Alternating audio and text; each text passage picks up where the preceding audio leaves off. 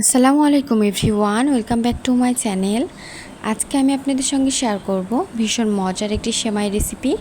আমি আসলে দুধ সেমাই রেসিপিটা আপনাদের সঙ্গে আজকে শেয়ার করব খুবই সিম্পলভাবে এবং খেতে খুবই মজার হয়। আর এখনও যারা আমার চ্যানেলটি সাবস্ক্রাইব করেননি তাদের জন্য সাবস্ক্রাইব করা অনুরোধ রইল। এ পর্যায়ে আমি একটা চুলায় প্যান বসিয়ে দিয়েছি, এখানে দিয়ে দিচ্ছি 1 চামচ ঘি। আসলে ঘিটা দিয়ে যদি ভেজে নেন তাহলে কিন্তু ফ্লেভার এবং টেস্টটা অনেক বেশি ভালো আসে সেমাইয়ের। আমি কিন্তু নর্মালি যে বাজারে সেমাইগুলো পাওয়া যায় সেগুলো নিয়েছি। এ পর্যায়ে দিয়ে দিচ্ছি দারচিনি, তেজপাতা এবং সাদা এলাচ দিয়ে এটাকে কিছুক্ষণ এর সঙ্গে ভেজে নিচ্ছি। তারপরে দিয়ে দিচ্ছি সেমাইগুলো একটু ভেঙে ভেঙে নিয়েছি, ভেঙে দিয়ে দিচ্ছি প্যাকেট থেকে সরাসরি। এ পর্যায়ে সেমাইগুলোকে আমি কিছু সময় ধরে ভেজে নিব। একটু সময় নিয়ে ভেজে নিতে হবে সেমাইগুলো, অবশ্যই মিডিয়াম টু লো হিটের সেমাইগুলো ভেজে নিতে হবে, তা না হলে কিন্তু সেমাইগুলো পোড়া লেগে যাবে, তখন খেতে বেশি একটা ভালো লাগবে না। এ পর্যায়ে এভাবে নেড়ে চেড়ে কিছুক্ষণ এটাকে ভেজে নিব। আর এখনও যারা আমার ভিডিও দেখতেছেন কিন্তু লাইক দেননি তারা প্লিজ একটা লাইক দিয়ে দিবেন। আপনার একটা লাইক আমার শেয়ারের কাজ করবে। এই পর্যায়ে সেমাইটাকে আমি একটু সময় নিয়ে ভেজে নিচ্ছি। একটু সময় নিয়ে ভেজে নিতে হবে সেমাইটাকে, কিছু সময় নিয়ে ভেজে নিচ্ছি। আর আমি অন্যদিকে কিন্তু দুধটা গরম করতে দিয়ে দিয়েছি। আমি এই সেমাইটা গরুর দুধ দিয়ে করব এবং জাল করে নিচ্ছি সেমাইটা। আর এটাকে আমি একটু ভেজে নিয়ে নামিয়ে রেখে দিব এক সাইডে। তারপরে দুধটাকে জাল করে নিচ্ছি, একটু সময় নিয়ে জাল করে নেওয়া আছে আগে থেকে আমার। এ পর্যায়ে দিয়ে দিচ্ছি 1 কাপের মতো চিনি।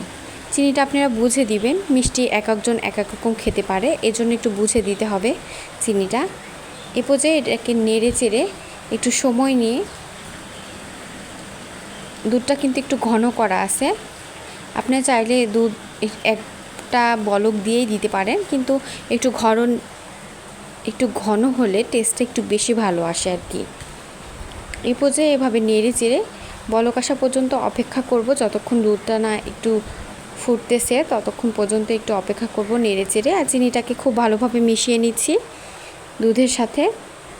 এ পর্যায়ে কিন্তু আমার দুধটা জাল করা হয়ে গেছে। এখন কিন্তু আমি সেমাই দিয়ে দিব, গরম দুধটাই দিয়ে দিচ্ছি।